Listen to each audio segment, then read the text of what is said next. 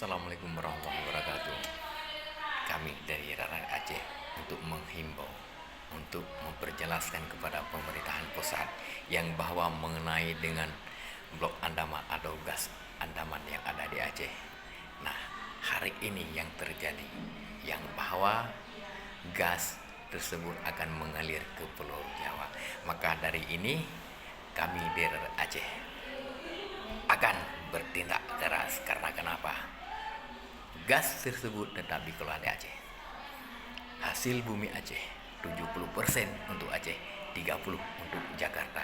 Sesuai dengan perjanjian yang terjadi. Cukup kami menjadi budak di negeri sendiri. Dulu PT Arun bagaimana kejayaannya bagi yang berkembang, tapi rakyat hanya menderita. Rakyat Aceh tak bisa mencicipi. Nah, sekarang blok Andaman jangan jadikan rakyat Aceh sebagai penonton di tanah Rinjau. Jangan jadikan rakyat Aceh menjadi penonton di bumi sendiri. Ini yang kami harapkan pada pemerintah Jakarta. Sesuai dengan peraturan yang berlaku, Aceh tetap Aceh. Hari ini rakyat berbicara. Karena kenapa?